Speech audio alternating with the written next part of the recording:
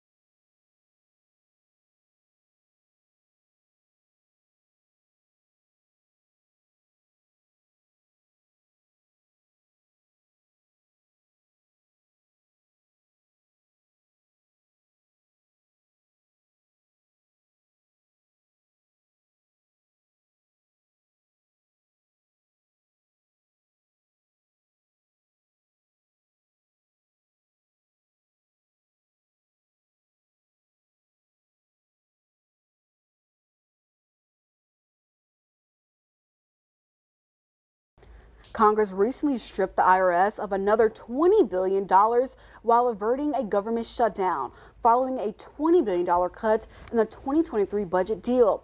This slashed original $80 billion funding from the 2022 Inflation Reduction Act in half. Biden administration officials warned that the cut will weaken the IRS ability to catch wealthy tax cheats, potentially adding $140 billion to the national debt over the next decade. They estimate 400 fewer audits of major businesses and 1,200 fewer audits of high-income individuals each year. U.S. Treasury Secretary Janet Yellen says the nation is expected to reach its debt limit later in January. That's even though the debt ceiling is officially reinstated on January 2nd. In a letter sent to congressional leaders on Friday, Yellen says on January 2nd, the nation's outstanding debt will actually decrease a bit. So, she tells Congress hitting the debt limit won't happen until sometime between the 14th and 23rd of January. Yellen does warn that at that time, the Treasury will need to take so-called extraordinary measures in order to pay the federal government's bills on time and in full. Once the debt ceiling is reached, the Treasury Secretary informs Congress with an outline of how to proceed. The nation's current debt ceiling stands at about $36.1 trillion. Last week, the House fell short on passing a 2-year extension of suspending the limit as part of a GOP-led government spending bill. Ultimately, Congress passed a package to fund the federal government into mid-March. President-elect Donald Trump will have to address the debt ceiling after his inauguration on January 20th. Now, North Korean's troops are experiencing mass casualties as they go head-to-head with Ukrainian forces in western Russia. The White House says about 1,000 North Koreans were killed or wounded in the past week alone. In a possible first, Ukraine's president says several wounded North Koreans have recently been captured, but they later died from their injuries. He also says those troops go into battle without much protection, and their commanders don't seem to care if they live or die. At least 11,000 North Koreans are believed to be deployed to Russia-Kursk region. Now to the latest on the Christmas Day plane crash in Kazakhstan. This morning we're hearing from some of the survivors, and ABC's Nicole D'Antonio joins from New York with how they're describing the plane's final moments. Survivors of Azerbaijan Airlines Flight 8243 speaking out, recalling the moment the plane crashed Christmas Day. This passenger says he heard a loud sound as the plane descended towards Grozny, the capital of Russia's Chechnya Republic, and thought it was going to fall apart in the sky. Later adding, I already realized that it was all over. I decided I should film my last minutes now. A flight attendant says from the impact from what he calls an external blow, he injured his arm. Flight data shows the plane took off from Azerbaijan and flew into Russian airspace before crashing in Kazakhstan. White House National Security Communications Advisor John Kirby says there are early indicators it could have been brought down by Russian air defense systems, but other experts believe it was the cause. Russia denies involvement and is urging the public not to speculate until the investigation is complete. Meanwhile, Fly Dubai, Israel's main carrier, and other airlines have suspended flights to Russia amid the investigation. Nicole D'Antonio, ABC News, New York. President Joe Biden was asked by reporters on Saturday about Russian President Vladimir Putin taking responsibility for the Azerbaijan Airlines plane crash. The Embraer 190 crashed near the Kazakh city of Aktau on Wednesday, killing 38 of the 67 people on board. President Biden briefly responded while leaving church in St. Croix by telling reporters that he believed Putin has taken responsibility for the incident, but noted that he has not spoken with his team. Should Putin take responsibility for the plane crash? Do you plan to speak to him? A hostage update, Mr. President. Two U.S. military officials told NBC News on Friday that the U.S. has intelligently indicating that the Russians may have misidentified the Azerbaijan airline and shot it down. Airports and roadways are expected to be packed with travelers as people return home from their holiday gatherings. But severe weather is taking its toll on all those travel plans. Here's ABC's Christine Cordero with the details. Oh my God. Here, come inside. More than 30 million people across the South are under a threat for severe weather this weekend. Multiple homes damaged or destroyed after a confirmed tornado tore through Hillcrest, Texas, south of Houston. In Katy, Texas, west of Houston, this possible twister spotted. Boy, that's crazy. This is like literally right on the side of the house. The Storm Prediction Center says this tornado outbreak is creating a particularly dangerous situation. And this is going to continue into the evening and overnight hours. Even by tomorrow morning, we could still have some very strong storms. A foggy morning for 40 million people across 15 states from North Dakota to Florida. Dense fog reported in Minneapolis, Philadelphia, and New Haven, Connecticut. Dodge City, Kansas City, a quarter of a mile. That's when we're talking critical levels of visibility. Not only there, down in Georgia, Florida, and even as far south as Lafayette, Louisiana, dealing with the fog. The Northeast seeing some icy conditions early Saturday, but things are warming up. Temperatures forecast to be mild for the New Year's Eve ball drop in New York City's Times Square. New Year's Eve right now we're looking at 51 degrees, mostly cloudy, mild. It's going to be mild air. And then it looks like it's going to start raining a bit for that ball drop. Now, the models are still trying to get their act together. New Year's Day, we might end with some leftover rain, and then it dries out. With millions expected to travel home from their holiday destinations this weekend, this stormy weather is complicating plans. Hundreds of flights delayed up and down the country on Friday. Airports in Atlanta, Chicago, and Dallas hardest hit by delays. We were on a flight to Dallas-Fort Worth. It got canceled for bad weather. And while airports are packed, AAA says 90% of travelers are driving this holiday season. A part of busy Interstate 80 in northern New Jersey, west of New York City, was closed to traffic after this sinkhole opened up from an abandoned mine. Crews now working to get that road reopened. Christiane Cordero, ABC News, Washington. Bitlock says it has struck a deal that would keep hundreds of stores open. Bitlock announced a new deal to sell its assets, including 200 stores in 2 distribution centers to Variety's wholesalers, which plans to keep them under the Big Lots brand. The agreement awaits bankruptcy court's approval. Now experience our digital streaming service Crossroads Today Plus. Stream our daily newscasts and much more using your connected TV. Just download Crossroads Today Plus on your Roku, Amazon Fire TV, Apple TV, or Android TV. Search Crossroads Today Plus. Well, things are clearing out. The temperature is still on the mild side. By the time we were either 80 degrees today, you're cooling off in the 60s in the overnight, maybe some 50s early tomorrow morning for your Sunday. What about the rest of the week and your New Year's holiday? We'll take a look coming up in the forecast.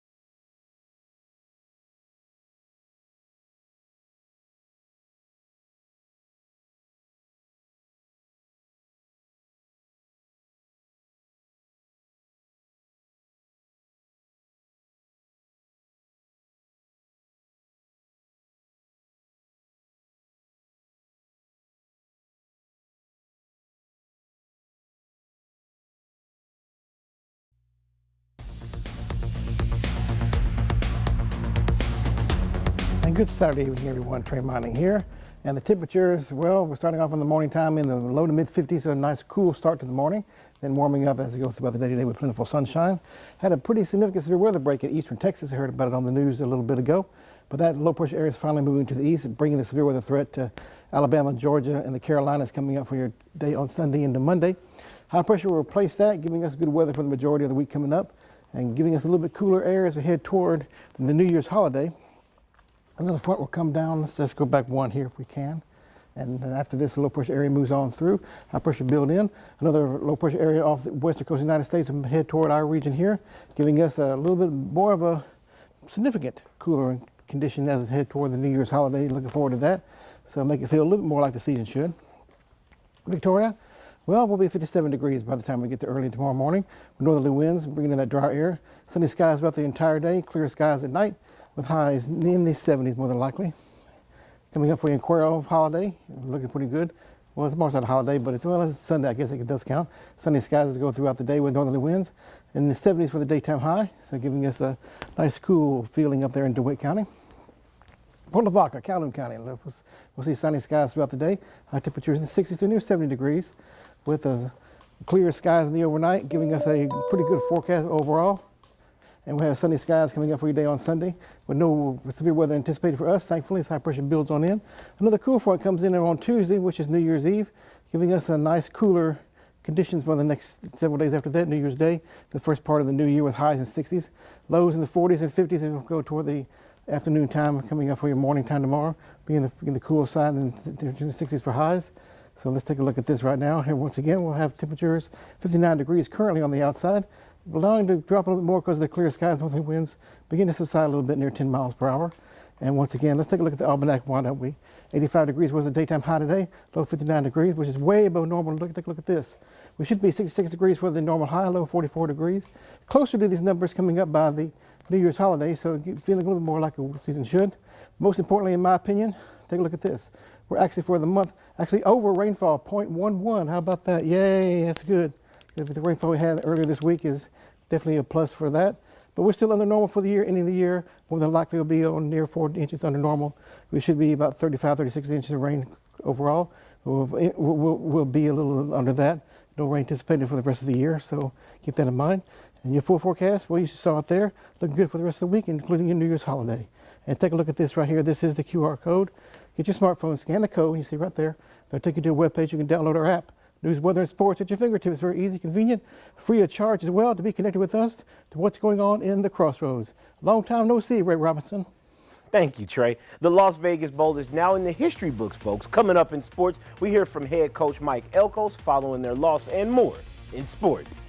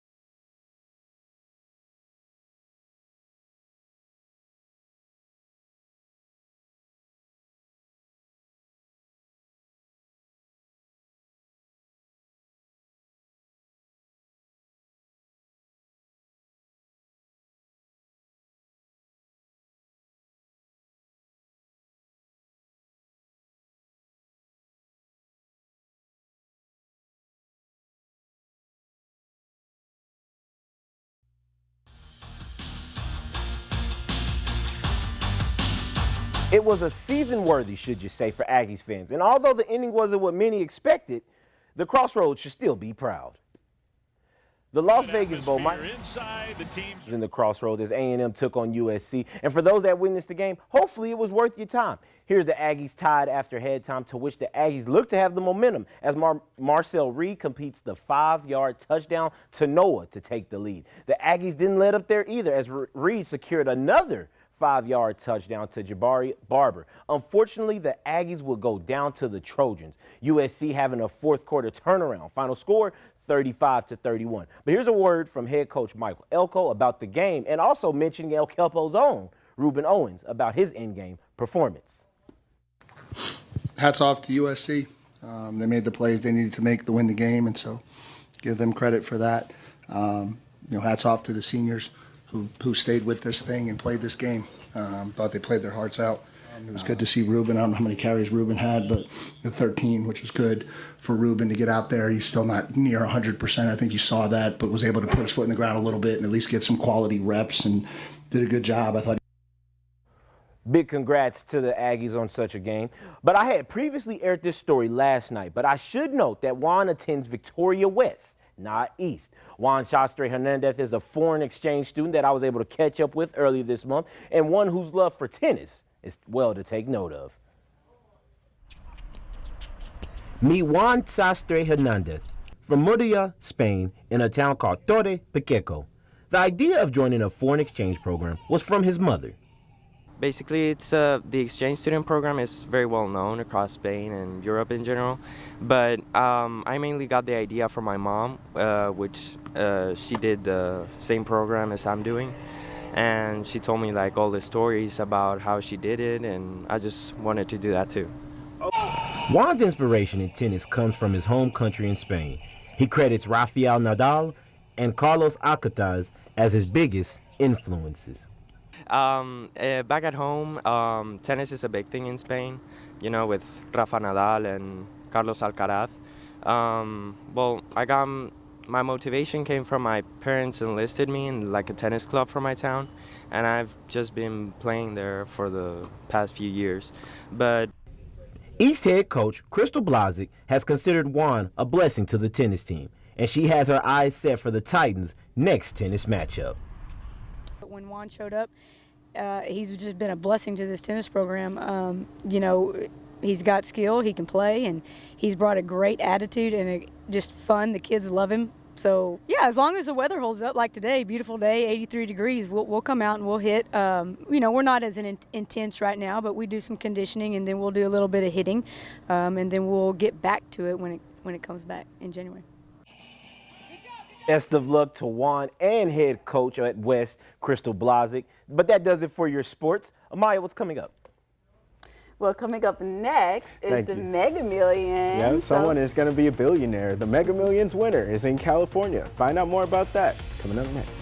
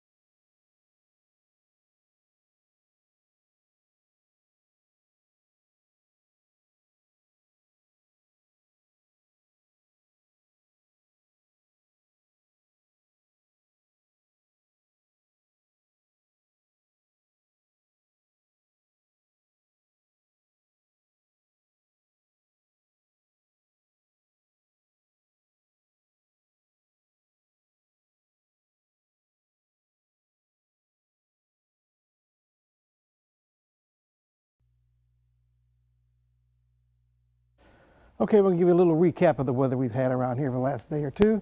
There's low pressure in East Texas because of severe weather outbreak from Houston to the Golden Triangle to Lufkin area, moving toward Louisiana now, taking the thunderstorms with it. Behind it, high pressure building on in, which will give us nice weather coming up for the next several days down the road. But after that, looking upstream even more so, another front comes in coming up by Tuesday or so, New Year's Eve, which will bring us even cooler air, more seasonal air coming in toward the New Year's Day holiday coming up. For the night, lows in the 50s. Nice cool start in Victoria. Sunny skies throughout the entire day, northerly winds near 10 miles per hour, with high temperatures in the 60s to near 70. And then looking at Cuero, we'll have sunny skies throughout the next several days down the road, including your day on Sunday. Good for your Sunday with northerly winds bringing that dry air. High temperatures probably in the 70s more than likely. Port Lavaca, down to Calhoun County, sunny skies as we see toward the day tomorrow with high temperatures in the 60s to near 70s, so a cool feel to the air, especially in the morning time, then more mild in the afternoon. Sunny skies for your day tomorrow. But you notice here, the rain chances are pretty much at zero coming up for the next several days down the road. Your New Year's holiday coming up on your Wednesday. Front comes through on Tuesday, giving us a little cooler start. Highs in the 60s instead of the 70s or 80 degrees. We'll see the temperatures in the 60s coming up. And then we'll see lows in the 40s and 50s coming up for the next several mornings as well. So starting off on the cool side for your New Year's Day holiday. Looking forward to that with sunny skies. Absolutely. Well, thank you, Trey. Thank you so much. You're welcome. That stepping in. But we're going to take a step over to California. Someone on the West Coast just became a billionaire.